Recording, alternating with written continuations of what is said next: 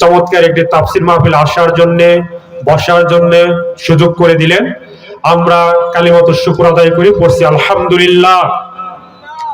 লাখ কোটি দরুদ, বিশ্ব মানবতার মুক্তির সনদ আখির নবী, যে নবীর শাফায়াত ব্যতিরেকে কেউ জান্নাতে যেতে পারবে না, আমরা সেই মহানবীর উপরে দরুদ পড়ি, সকলে বলি সাল্লাল্লাহু আলাইহি সাল্লাম। প্রিয় ভাইরা, আজকে বর্তমানের এই নব্য জাহিলাতের এই সময়ে, যে সময়ে মানবিক মূল্যবোধ সব জায়গায় পাওয়া যায় না, যে সমাজে নীতি নৈতিকতা খুব কমই বিদ্যমান, যে সময়ের ভিতরে গোটা পৃথিবীর বিভিন্ন জায়গায় মুসলমানদের উপরে অত্যাচার নির্যাতন সদা প্রবাহমান, অত্যাচারের স্টিম রোলার মুসলমানদের উপরে চলছে। মায়ানমারে মুসলমানদের উপরে অত্যাচার হচ্ছে, কাশ্মীরে মুসলমানদেরকে নির্মমভাবে নিধনযজ্ঞ চালানো হচ্ছে। আজকে গোটা পৃথিবীর মুসলমানদের কান্নায় আকাশ বাতাস ভারী হচ্ছে। সেই মুহূর্তে আল্লাহ রাব্বুল আলামিনের অপার মহিমায় আজকে আদর্শ যুব সমাজ পুকুরিয়া শিয়ালকোলের উদ্যোগে আয়োজিত এই তাফসির মাহফিল আমরা আল্লাহ রাব্বুল আলামিনের দরবারে আরেকবার কালিমাতুশ শুকর আদায় করি, পড়ছি আলহামদুলিল্লাহ। প্রিয় ভাইয়েরা, আজকে আমরা আপনাদেরকে সাথে নিয়ে সংক্ষিপ্ত ভাবে আলোচনা করব সূরা সফের 10 এবং 11 নম্বর আয়াত। 10 এবং 11 নম্বর আয়াতে আল্লাহ রাব্বুল আলামিন কি বিষয় আলোচনা করেছেন, কোন প্রেক্ষাপটে এই আয়াতে কারিমাগুলো নাজিল হয়েছে, আমরা সংক্ষিপ্ত ভাবে জানার চেষ্টা করব। প্রিয় ভাইরা, আমরা প্রথমে সূরাটির নামকরণ জানি। এই সূরার 4 নম্বর আয়াতে আল্লাহ রাব্বুল আলামিন যে শব্দ ব্যবহার করেছেন, সেই শব্দের মধ্যে আল্লাহ রাব্বুল আলামিন সব শব্দটি এনেছেন। এই সব শব্দটিকে আল্লাহ রাব্বুল আলামিন এই সূরাটির নামকরণ করেছেন। সব শব্দের অর্থ হলো সারিবদ্ধ হওয়া, কাতারবদ্ধ হওয়া, দলবদ্ধ হওয়া। তার মানে এটা সেই সূরা যে সূরার ভিতরে আল্লাহ রাব্বুল আলামিন সব শব্দটি উল্লেখ করেছেন। আমরা নামকরণ জানলাম। আমরা এই সূরাটির শানে নজুল, প্রেক্ষাপট, কোন প্রেক্ষাপট আল্লাহ রাব্বুল আলামিন এই আয়াতে কারিমা দয় নাজিল করেছেন অথবা এই সূরা নাজিল করেছেন, আমরা সংক্ষিপ্ত ভাবে জানার চেষ্টা করি। তিরমিজি শরীফের হাদিসে হযরত আব্দুল্লাহ ইবনে সালাম রাদিয়াল্লাহু তাআলা আনহু তিনি বর্ণনা করেন, একদা একদল সাহাবা আজমাইন তারা পরস্পর আলোচনায় লিপ্ত ছিলেন, তারা আলোচনায় রত ছিলেন। কয়েকজন সাহাবা আজমাইন তারা মিলে এই আলোচনা করছিলেন আল্লাহ রাব্বুল আলামিনের নিকট সবচাইতে উত্তম আমল কোনটা, সবচাইতে ভালো আমল কোনটা, সবচাইতে শ্রেষ্ঠ আমল কোনটা, এইটা যদি আমরা জানতে পারতাম তাহলে আমরা সেই আমলকে বাস্তবায়ন করার জন্য চেষ্টা করতাম। বকবী রহমতুল্লাহ আলাইহি তিনি আরো বলেন যে তারা এই আলোচনা করা শুরু করলেন যে আল্লাহর কাছে সবচাইতে প্রিয় আমল কোনটি, এটা যদি আমরা জানতে পারতাম তাহলে সেই আমলকে বাস্তবায়ন করার জন্য আমরা আমাদের জান এবং মাল দিয়ে, এক কথায় সর্বশক্তি নিয়োগ করে সেটাকে বাস্তবায়ন করার জন্য চেষ্টা করতাম। তাহলে সাহাবা আজমাইন তারা হলো যুগের সবচাইতে শ্রেষ্ঠ মানুষ। আল্লাহ রাব্বুল আলামিনের উপর তারা সন্তুষ্ট ছিলেন এবং আল্লাহ রাব্বুল আলামিনও তাদের উপর সন্তুষ্ট ছিলেন। রাদিয়াল্লাহু আনহুম ওয়া রাদু আন, আল্লাহ রাব্বুল আলামিন তাদের উপর সন্তুষ্ট এবং তারাও আল্লাহ রাব্বুল আলামিনের উপরে সন্তুষ্ট ছিলেন। সেই সাহাবা আজমাইন তাদের মনের চাওয়া, তাদের প্রতিযোগিতার বিষয়বস্তু হলো সবচাইতে ভালো আমল কোনটা, সবচাইতে উত্তম আমল কোনটা, সবচাইতে শ্রেষ্ঠ আমল কোনটা, এইটা তারা পরস্পর আলোচনায় লিপ্ত ছিলেন। আর আজকে বাংলাদেশের প্রেক্ষাপটে আমরা যদি দেখি, আমরা আলোচনা করি যে আমার ফ্যামিলির অবস্থা কেমন, অমুকের ফ্যামিলির অবস্থা কেমন, আমাদের কত টাকা, আমাদের কত পয়সা, অমুক এত ভালো চলে, আমরা এত খারাপ চলি কেন, অমুকের এত পাওয়ার, আমাদের এত কম পাওয়ার কেন, অমুকের এত লোক, আমাদের এত লোক কম কেন, অনেকের অনেক সম্পত্তি, আমাদের এত কম কেন। এই বিষয়গুলো নিয়ে আমরা আলোচনা করে থাকি।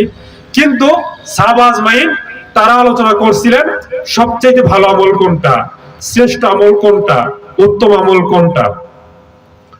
তাফসীর ইবনে কাসির যারা পড়েন আপনারা পড়ে দেখবেন, সেখানে বর্ণনা করা হয়েছে, মুসনাদ আহমদের বরাত দেওয়া হয়েছে, সেখানে তারা সবাই মিলে একজনকে পাঠাতে চাইলেন বিশ্বনবী সাল্লাল্লাহু আলাইহি সাল্লামের নিকট, যে সবচেয়ে ভালো আমল কোনটা, এটা আমরা জানার জন্য বিশ্বনবীর কাছে তোমরা প্রস্তাব করবে। কিন্তু তারা আবার সাহস করছিলেন না, কেননা আল্লাহ রাব্বুল আলামিন তখনও কোরআনের আয়াত নাজিল করে নাই, অথবা আল্লাহ রাসূল সাল্লাল্লাহু আলাইহি সাল্লাম তার পবিত্র মুখ নিঃসৃত মুখ দিয়ে শব্দ দিয়ে তিনি বের করেন না। এই কারণে সাহাবা আজমাইন তারা এটা সাহস করছিলেন না যে একজনের কাছে, একজনকে গিয়ে আল্লাহ রাসূলকে বলতে হবে সবচেয়ে ভালো আমল কোনটা। প্রিয় ভাইয়েরা, প্রিয় মুসলমানেরা, আজকে আমাদের এই যুগে আমাদের সবাইকে সকল সময় লক্ষ্য রাখা উচিত যে কোরআনিক ফর্মুলা কোনটা, আল্লাহ কোন কাজ করলে বেশি পছন্দ করেন, আল্লাহ কোন কাজ করলে সবচেয়ে বেশি খুশি হন, এই ব্যাপারে আমাদের সবার মধ্যে প্রতিযোগিতা থাকা উচিত। প্রিয় ভাইরা, সাহাবা আজমাইন তারা সবাই মিলে আল্লাহ সাল্লাল্লাহু আলাইহি সাল্লামের কাছে একজনকে পাঠাবেন, কিন্তু সাহস করছিলেন না। ইতিমধ্যে আল্লাহ রাব্বুল আলামিনের প্রিয় হাবিব ওই সাহাবীদের নাম ধরে ধরে ডাকলেন নিজের কাছে। ওই সাহাবা আজমাইন প্রত্যেককেই আল্লাহ সাল্লাল্লাহু আলাইহি সাল্লামের কাছে আসলেন, আর আল্লাহ রাসূল সাল্লাল্লাহু আলাইহি সাল্লাম তাদের সবাইকে সূরাতুস সাফ পুরোটুকু শুনিয়ে দিলেন। যখন ওই সাহাবা আজমাইন যে আমলের তালাশ করছিলেন, তাদের আমল তালাশের উত্তরে, তাদের ওই প্রশ্ন খোঁজার প্রতি উত্তরে আল্লাহ রাব্বুল আলামিন যে সূরাটি নাজিল করেন, সেই সূরাটি হলো সূরা সাফ। সেই সূরাটির নাম কি? সূরা সাফ। তাহলে দেখেন, আয়াতে কারিমা নাজিল হয়ে গেল সূরাতুস সাফ। আল্লাহ রাসূল সাল্লাল্লাহু আলাইহি সাল্লাম পুরাটুকুই নাজিল করে শুনিয়ে দিলেন। সাহাবা আজমাইন তারা যে আমলের তালাশ করলেন, তারা যে আমল খোঁজাখুঁজি করলেন, আল্লাহ রাব্বুল আলামিন সূরা সাফ নাজিল করে সাহাবা আজমাইনদের মনের বাসনা গোটা পৃথিবীর সমস্ত মুসলিম উম্মাহকে কিয়ামতের আগ পর্যন্ত আল্লাহ রাব্বুল আলামিন জানিয়ে দিলেন এই পৃথিবীতে সবচেয়ে ভালো যে আমল, সেটা সূরা সাফের মধ্যেই রয়েছে। সকলে জোরে বলেন সুবহানাল্লাহ। আল্লাহ রাব্বুল আলামিন 10 নম্বর আয়াতের ভিতরে বললেন, ইয়া আইয়ুহাল্লাযীনা আমানু হাল আদুল্লুকুম আলা তিজারাতিন তুনজিকুম মিন আযাবিন আলিম। হে দুনিয়ার মানুষেরা, হে মুমিনেরা, হে মুসলমানেরা, যারা আল্লাহকে বিশ্বাস করো, যারা পরকালকে বিশ্বাস করো, আমি কি তোমাদেরকে এমন একটি আমলের কথা বলবো না, এমন একটি তিজারতের কথা বলবো না, এমন একটি ব্যবসার কথা বলবো না, যে ব্যবসা করলে তোমরা কাল কিয়ামতে কষ্টদায়ক আযাব থেকে নাজাত পাবে, তোমরা মুসিবতের ওই দিনে জাহান্নামের আগুন থেকে তোমরা রক্ষা পাবে। আল্লাহ রাব্বুল আলামিন এখানে বললেন, হে ইমানদারেরা, আমি কি তোমাদেরকে এমন একটা ব্যবসার কথা বলবো না, এমন একটি তিজারতের কথা বলবো না, যে ব্যবসা করলে তোমরা জাহান্নামের পীড়াদায়ক আযাব থেকে, কষ্টদায়ক আযাব থেকে তোমরা মুক্তি পাবে। আল্লাহ রাব্বুল আলামিন গোটা পৃথিবীর সমস্ত মানুষদেরকে জানিয়ে দিলেন কোরআনে কারিমের ভিতরে এই এক জায়গায় আল্লাহ রাব্বুল আলামিন বলেছেন সবচেয়ে শ্রেষ্ঠ আমল কোনটা, সেটা আল্লাহ রাব্বুল আলামিন সূরা সাফের 10 এবং 11 নম্বর আয়াতে বলে দিয়েছেন। এখানে আল্লাহ রাব্বুল আলামিন বললেন সেই ব্যবসাটা কি? সেই ব্যবসাটা হলো তুমিনুনা বিল্লাহি ওয়া রাসূলিহি ওয়া তুজাহিদুনা ফি সাবিলিল্লাহি বিআমওয়ালিকুম ওয়া আনফুসিকুম যালিকুম খায়রুল লাকুম ইন কুনতুম তা'লামুন। আল্লাহ রাব্বুল আলামিন বললেন সেই ব্যবসার মূলধন হলো, সেই ব্যবসার পুঁজি হলো ঈমান আনো আল্লাহর প্রতি। ঈমান আনতে হবে কার প্রতি? আল্লাহর প্রতি ঈমান আনতে হবে, এবং ঈমান আনো রাসূলের প্রতি, এবং তোমাদের জান দিয়ে, মাল দিয়ে আল্লাহ রাব্বুল আলামিনের দ্বীনকে বাস্তবায়ন করার জন্য, তার ইসলামকে বাস্তবায়ন করার জন্য, তার কোরআনকে বাস্তবায়ন করার জন্য তোমরা জান এবং মাল দিয়ে সংগ্রাম করো। কার পথে? আল্লাহর পথে। আল্লাহ রাব্বুল আলামিন এখানে বলে দিলেন আমাদের সবাইকে যে তোমরা যদি জাহান্নামের আগুন থেকে বাঁচতে চাও, তোমরা যদি জান্নাতে যেতে চাও, তাহলে তোমাদের একটা আমল করতে হবে, একটা ব্যবসা করতে হবে। সেটা হলো তোমাদের জান দিয়ে, তোমাদের মাল দিয়ে, তোমাদের ধন দিয়ে, তোমাদের সম্পদ দিয়ে, তোমাদের টাকা দিয়ে, তোমাদের পয়সা দিয়ে রব্বুল আলামিনের পথে সংগ্রাম করতে হবে। দ্বীনকে গালেব করার জন্য, দ্বীনকে বাস্তবায়ন করার জন্য, আল্লাহর জমিনে আল্লাহর বিধানকে বাস্তবায়ন করার জন্য জান এবং মাল দিয়ে সর্বশক্তি নিয়োগ করে লড়াই করতে হবে। কার পথে? আল্লাহর পথে লড়াই করতে হবে, সংগ্রাম করতে হবে আল্লাহর পথে। আজকে গোটা বিশ্বের ভিতরে পশ্চিমারা, আজকে পাশ্চাত্য সভ্যতা মুসলমানদের গুরুত্বপূর্ণ একটা ইবাদত, যে ইবাদতকে বলা হয় জিহাদ ফি সাবিলিল্লাহ, আল্লাহর পথে সংগ্রাম, আল্লাহর দ্বীন কায়েম করার জন্য সংগ্রাম করা, এই জিহাদকে পশ্চিমা সভ্যতা তারা বিকৃত করেছে। তারা জিহাদ বলতে জঙ্গিবাদকে বোঝায়, তারা জিহাদ বলতে মারামারিকে বোঝায়, তারা জিহাদ বলতে কাটাকাটিকে বোঝায়। অথচ আল্লাহ রাব্বুল আলামিন কোরআনে কারিমের ভিতরে 500 জায়গায় সরাসরি জিহাদ শব্দটাকে উল্লেখ করেছেন। তাহলে যে শব্দটা আল্লাহ রাব্বুল আলামিন বাছাই করলেন, যাচাই করে এই কোরআনে কারিমের ভিতরে দিয়ে দিলেন, তার গুরুত্ব কম না বেশি? জোরে বলেন, কম না বেশি? 500 জায়গায় আল্লাহ রাব্বুল আলামিন প্রত্যক্ষভাবে জিহাদ শব্দটা উল্লেখ করেছেন, তার মানে এর গুরুত্ব অনেক অনেক বেশি। আল্লাহ রাব্বুল আলামিন কোরআনে কারিমের ভিতরে বলেছেন, এই জিহাদ শব্দটাকে বারংবার বলেছেন। কোরআনের সূরায় সূরায়, কোরআনের পাতায় পাতায়, কোরআনের পৃষ্ঠায় পৃষ্ঠায় আল্লাহ রাব্বুল আলামিন এই জিহাদ শব্দটা উল্লেখ করেছেন। অথচ আজকে বাংলাদেশের অনেক আলেম পাওয়া যায় জিহাদের কথা তারা বলে না। কোরআনে আয়াত ঠিকই তেলাওয়াত করে, নামাজের ভিতরে তারা জিহাদ তেলাওয়াত করে, কিন্তু ওই জিহাদের কথা আজকে পাবলিকলি বলে না, আজকে মুসলমানদেরকে তারা উইলিংলি তারা বলে না।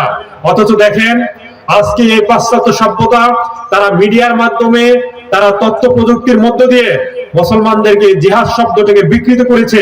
অথচ আল্লাহর নবী সাল্লাল্লাহু আলাইহি সাল্লাম তিনি তার জীবন্ত দশাতে 27টি যুদ্ধে তিনি সেনাপতি করেছেন। 27টি জিহাদের ময়দানে আল্লাহ রাসূল সাল্লাল্লাহু আলাইহি সাল্লাম তিনি নেতৃত্ব দিয়েছেন।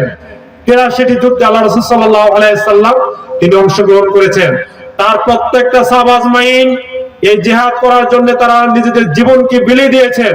আল্লাহ রাসূল সাল্লাল্লাহু আলাইহি সাল্লাম তিনি উহুদের ময়দানে দান মোবারক শহীদ করেছেন, তায়েফের ময়দানে তিনি নিজে রক্ত দিয়েছেন।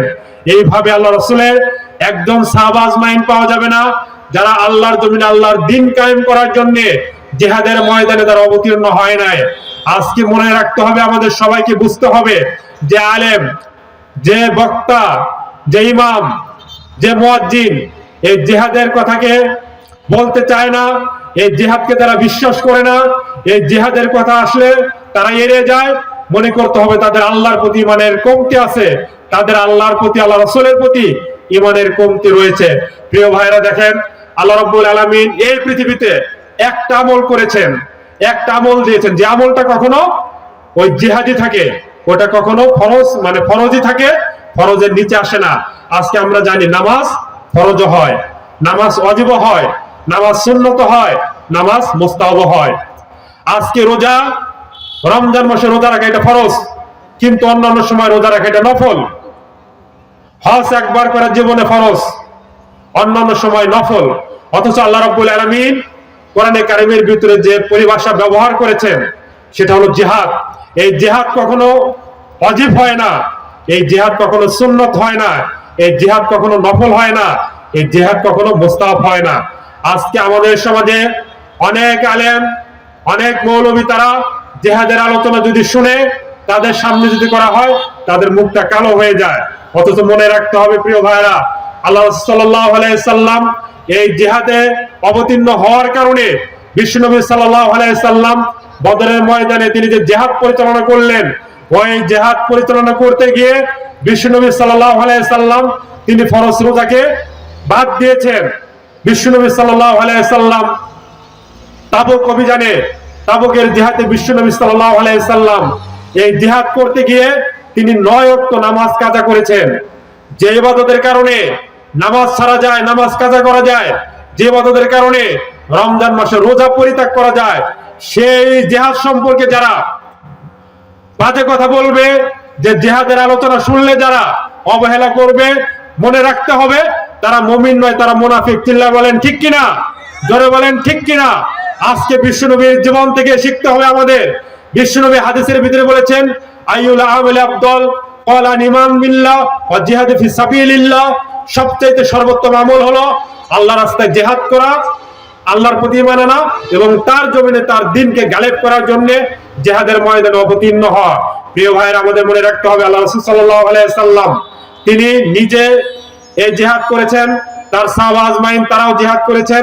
এই কারণে আমাদের সবাইকে আল্লাহ রাব্বুল আলামিন যে জিহাদের কথা আমাদের বললেন সেটা আমাদের করতে হবে। প্রিয় ভাইরা, আল্লাহ রাব্বুল আলামিন সূরা হাজের 78 নম্বর আয়াতের ভিতরে বলেছেন, ওয়াজাহিদু ফিল্লাহি হাক্কা জিহাদি, তোমরা জিহাদ করো সঠিকভাবে, যেভাবে জিহাদ করা উচিত, যেভাবে জিহাদের হক আদায় করে জিহাদ করা যায় সেইভাবে জিহাদ করতে হবে।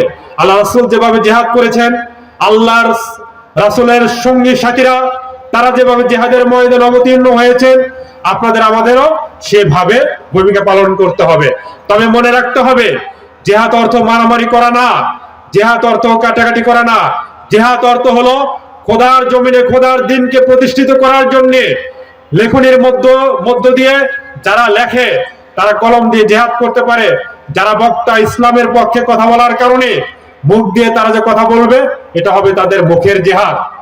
এইভাবে প্রত্যেকটা অবস্থা থেকে প্রাণান্তর প্রচেষ্টার মধ্য দিয়ে খোদার জমিনে যেখানে দিন গালেব নাই, দিন প্রতিষ্ঠিত নাই, সেখানে দিনকে গালেব করার জন্য, দিনকে প্রতিষ্ঠিত করার জন্য যে সংগ্রাম করা হয় সেটাকেই বলা হয় জিহাদ ফি সাবিলিল্লাহ।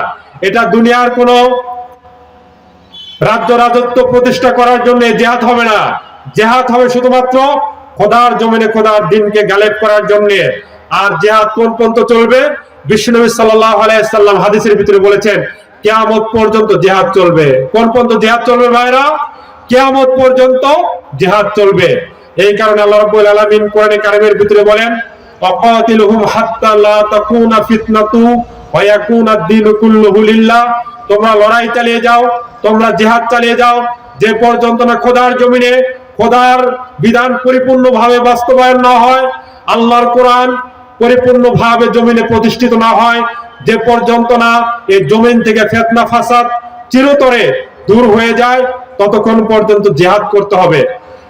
বিশ্বকবি কবি সম্রাট আল্লামা ইকবাল বলেছেন, নহে সমাপ্ত কর্মমোদের অবসর কথা বিশ্রামের, উজ্জ্বল হয়ে ফুটে নেওয়া যাও সুবিমল জ্যোতি তাওহীদের। আজকে গোটা পৃথিবীতে আজকে মুসলমানদের উপর অত্যাচার করা হয়, মুসলমানদের উপরে নির্যাতন করা হয়, মুসলমানদের রক্তে হোলি খেলা খেলানো হয়। আজকে মুসলমান যুবকদেরকে ফিলিস্তিনে কি করা হচ্ছে আপনারা সবাই জানেন। ফিলিস্তিনের ছোট্ট ছোট্ট বাচ্চাদেরকে আজকে পাখির মতো গুলি করে হত্যা করা হয়, অ্যাটম বোমা ফেলে তাদেরকে হত্যা করা হয়, মিসাইল দিয়ে তাদেরকে হত্যা করা হয়। তাদের আসবাবপত্র, তাদের ঘর বাড়ি, আজকে বিল্ডিং গুলোকে আজকে ওই মিসাইলের আঘাতে রকেট হামলা করে করে তাদেরকে শেষ করে দেওয়া হচ্ছে। এমত অবস্থায় আপনার অন্তর যদি ওই ফিলিস্তিনের মুসলমানদের জন্য না কাঁদে, আপনার হৃদয়ে যদি ক্ষতক্ষরণ না হয়, রক্তক্ষরণ যদি না হয়, মনে রাখতে হবে আপনি মুসলমান, তবে পরিপূর্ণ ইমানদার আপনি হতে পারেন নাই। আপনার ইমানের ভিতরে প্যারালাইজড হয়ে গেছে। প্যারালাইজ রোগী যেভাবে তার শরীরের অঙ্গ প্রত্যঙ্গ আঘাত লাগলে অন্য অঙ্গ তারা বুঝতে পারে না, তারা টেরই পায় না। আজকে মনে রাখতে হবে, আজকে ফিলিস্তিনের মুসলমানদের উপরে যেভাবে অত্যাচার নির্যাতন করা হয়, তাদেরকে যেভাবে পাইকারি ভাবে লাইসেন্স নিয়ে যেভাবে হত্যা করা হচ্ছে, আপনি আমি মুসলমান হওয়ার পরে আমার হৃদয়ে যদি আঘাত না লাগে, আমার হৃদয়ের ভিতরে যদি রক্তক্ষরণ না হয়, তাহলে আমরা কখনোই মুসলমান হতে পারবো না। প্রিয় ভাইরা, আল্লাহ রাব্বুল আলামিন কোরআনে কারীমের ভিতরে বলেছেন, কুতিবা আলাইকুমুল কিতালু ওয়া হুয়া কুরহুল লাকুম। এই জিহাদ তোমাদের উপরে ফরজ করা হয়েছে। এটা নফল নয়, এটা সুন্নাত নয়, এটা মুস্তাহাব নয়। কিয়ামত পর্যন্ত আল্লাহ রাব্বুল আলামিন এই পৃথিবীতে মুসলমানদের জন্য জিহাদকে ফরজ করেছেন। প্রিয় ভাইরা, আল্লাহ রাব্বুল আলামিন আমাদেরকে বলেছেন সকল অবস্থাতে জিহাদ করতে হবে। আপনি ভালো অবস্থায় থাকেন, মন্দ অবস্থায় থাকেন, সচ্ছল অবস্থায় থাকেন, অসচ্ছল অবস্থায় থাকেন, সর্বাবস্থায় আপনাকে জিহাদ করতে হবে। কথাকার আল্লাহ আল্লাহ রাব্বুল আলামিন বলেন সূরা তাওবার 41 নম্বর আয়াতের ভিতরে বলেন, ইনফিরু খিফাফা ওয়া সিকালা ওয়া জাহিদু বিআমওয়ালিকুম ওয়া আনফুসিকুম ফি সাবিলিল্লাহ। আল্লাহ রাব্বুল আলামিন বলেন, তোমরা দৌড়াও, তোমরা আল্লাহর রাস্তায় বের হয়ে পড়ো, তোমরা আল্লাহর জমিন আল্লাহর দ্বীনকে গালেব করার জন্য সকল অবস্থায় তোমরা আল্লাহর দ্বীনের জন্য জিহাদ করো। তোমরা ভারী অবস্থায়, তোমরা হালকা অবস্থায়, যে অবস্থার মধ্যেই থাকো না কেন, তোমাদেরকে লড়াই করতে হবে, সংগ্রাম করতে হবে আল্লাহর দ্বীনকে গালেব করার জন্য। প্রিয় ভাইরা, এই আয়াতে কারিমা যখন হযরতে তালহা রাদিয়াল্লাহু তাআলা তিনি যখন পড়ছিলেন, ওই সময় আয়াতে কারিমা নাজিল তেলাওয়াত করার পরেই তার ছেলেদেরকে বললেন, ও আমার বাবাজিরা, ও আমার সন্তানেরা, আমার ব্যাগ তোমরা রেডি করে দাও, আমার ল্যাগেজ তোমরা বোঝাই করে দাও, তৈরি করে দাও, আমি জিহাদের ময়দানে চলবো। তার ছেলেরা বললেন, আব্বাজান আপনার বয়স 90 পার হয়ে গিয়েছে, আপনি কেন এই সময় জিহাদ করবেন? আপনার পক্ষ থেকে আমরা জিহাদ করব, কেননা আপনি আল্লাহ রাসূলের সাথে জিহাদ করেছেন, খলিফা আবু বকরের সাথে জিহাদ করেছেন, ওমরের সাথে জিহাদ করেছেন, অন্যান্য সাহাবা আজমাইনদের সাথে আপনি জিহাদ করেছেন। এই বৃদ্ধ বয়সে আপনার আর জিহাদে যাওয়ার দরকার নাই। হযরত আবু তালহা আনসারী রাদিয়াল্লাহু তাআলা তিনি বললেন, বাবারা তোমরা আমাকে যে ইবাদত করতে নিষেধ করলা, অথচ আল্লাহর কোরআন আমাকে বলে ইনফিরু খিফাফা ওয়া সিকালা ওয়া জাহিদু বিআমওয়ালিকুম ওয়া আনফুসিকুম ফি সাবিলিল্লাহ। আল্লাহর কোরআন এই আয়াত আমাকে বলছে সকল অবস্থায় আমাকে জিহাদ করতে হবে। হযরত আবু তালহা রাদিয়াল্লাহু তাআলা আনহু তিনি জিহাদের ময়দানে চলে গেলেন। জাহাজ পথে তিনি সাগর পাড়ি দিচ্ছিলেন, সেখানে তিনি ইন্তেকাল করলেন। আল্লাহর কসম সাহাবা আজমাইন সাক্ষী দিয়েছেন তিনি ইন্তেকাল করেছেন কয়েকদিন হয়ে গেল, কিন্তু তার লাশটা জাহাজের ভিতরে একটু দুর্গন্ধ ছড়ায়নি, একটু বাজে কোনো ঘ্রাণ আসেনি। প্রিয় ভাইরা, এই কারণে আমাদের সবাইকে মনে রাখতে হবে আল্লাহর জমিন আল্লাহর দ্বীনকে গালেব করার জন্য আমাদেরকে লড়াইয়ের ময়দানে অবতীর্ণ হতে হবে। আল্লাহ রাব্বুল আলামিন আমাদেরকে বলেছেন, ইন্নাল্লাহা আশতারা মিনাল মুমিনিনা আনফুসাহুম ওয়া আমওয়ালাহুম বিআন্না লাহুমুল জান্নাহ। নিঃসন্দেহে আল্লাহ রাব্বুল আলামিন মুমিনদের জান এবং মালকে ক্রয় করে নিয়েছেন জান্নাতের বিনিময়ে। আপনার জান আল্লাহ ক্রয় করে নিয়েছেন, আপনার মাল আল্লাহ ক্রয় করে নিয়েছেন জান্নাতের বিনিময়ে। আমরা জান্নাতের অধিবাসী হব। আমাদের আদি নিবাস ছিল জান্নাত। হযরত আদম আলাইহিস সালাম জান্নাত থেকে পৃথিবীতে আসছিলেন। আবার আমাদের সবাইকে জান্নাতে যাওয়ার জন্য আল্লাহ রাব্বুল আলামিন আমাদেরকে তৈরি করেছেন। এই কারণে আমাদের সবাইকে আল্লাহর দ্বীন প্রতিষ্ঠিত করার জন্য কাজ করতে হবে। প্রিয় ভাইরা, আল্লাহ রাব্বুল আলামিন বলেছেন, আল্লাযীনা আমানু ইয়াকাতুলুনা ফিস সাবিলিল্লাহ ওয়াল্লাযীনা কাফারু ইয়াকাতুলুনা ফিস সাবিলিত তাগুত। যারা মুমিন, যারা ঈমানদার, তারা লড়াই করে আল্লাহর পথে, আর যারা কাফের তারা তাগুতের বিরুদ্ধে, তাগুতকে প্রতিষ্ঠিত করার জন্য, তাগুতকে কায়েম করার জন্য তারা লড়াই করে। আমরা এখানে যারা রয়েছে, আমরা যেহেতু সবাই মুমিন, আমরা যেহেতু সবাই ঈমানদার, আমাদের লড়াই করতে হবে আল্লাহর জন্য, আল্লাহর দ্বীনকে গালেব করার জন্য লড়াই করতে হবে। আর পক্ষান্তরে যারা কাফের হবে তারা তাগুতকে প্রতিষ্ঠিত করার জন্য চেষ্টা করবে। তাগুত তাকে বলা হয় আল্লাহর অপছন্দনীয় যত আইন এবং কানুন রয়েছে সবগুলাই হলো তাগুত। তাগুত অর্থ হলো শয়তান, তাগুত অর্থ হলো মানুষের তৈরি করা আইন এবং কানুন, তাগুত অর্থ হলো আল্লাহর অপছন্দনীয় সমস্ত বিধিবিধান। এই কারণে আমরা যারা মুমিন, আমরা যারা মুসলমান, আমাদের সবাইকে আল্লাহর রাস্তায় সংগ্রাম করতে হবে, আল্লাহর পথে জিহাদ করতে হবে। প্রিয় ভাইরা, আল্লাহ রাব্বুল আলামিন আমাদেরকে ডাক দিয়ে বলেন, ওমা লাকুম লা তুকাতিলুনা ফিস সাবিলিল্লাহ ওয়াল মুস্তাদআফিনা মিনার রিজাল ওয়ান নিসা ওয়াল বিলদানিল্লাযিনা ইয়াকুলুনা রাব্বানা আখরিজনা মিন হাযিহিল ক্বরিয়াতিয যালিমি আহলুহা। আল্লাহ রাব্বুল আলামিন ডাক দিয়ে বলেন, তোমাদের কি হলো? তোমরা কেন ঘর থেকে বের হও না? কেন তোমরা লড়াই করো না? কেন তোমরা সংগ্রাম করো না সেই সমস্ত বনি আদমদের জন্য, অসহায় বৃদ্ধ নরনারী এবং শিশুদের জন্য, যারা ফরিয়াদ করে বলছে আমাদের এই অধিবাসীরা, আমাদের শাসনকর্তারা তারা জালেম, তারা আমাদের উপর অত্যাচার করে, তারা আমাদের উপর নির্যাতন করে। অতএব আপনার পক্ষ থেকে আমাদের জন্য একজন সাহায্যকারী পাঠান। প্রিয় ভাইরা, আজকে সংক্ষিপ্ত আলোচনা থেকে আমাদের মনে রাখতে হবে আমাদের আল্লাহ রাব্বুল আলামিন পাঠিয়েছেন খলিফা করে। ইন্নী জাইলুন ফিল আরদি খলিফা। এই খেলাফতের দায়িত্ব পালনের মধ্য দিয়ে আমরা গোটা পৃথিবীর সমস্ত জায়গায় আমরা আল্লাহর রাজ কায়েম করব, আমরা আল্লাহর পথে সংগ্রাম করব। তবে আল্লাহর কোরআন পুরোটুকু আমাদের পালন করতে হবে, আল্লাহ রাসূলের সুন্নাত আমাদের অনুসরণ করতে হবে। আমার জীবন থেকে অনিসলামী সমস্ত কৃষ্টি কালচারকে দূর করতে হবে। আল্লাহ রাব্বুল আলামিন আমাদের তৌফিক দান করুন। ওয়া মা তাওফীকি ইল্লা বিল্লাহ। আসসালামু আলাইকুম ওয়া রাহমাতুল্লাহি ওয়া বারাকাতুহু।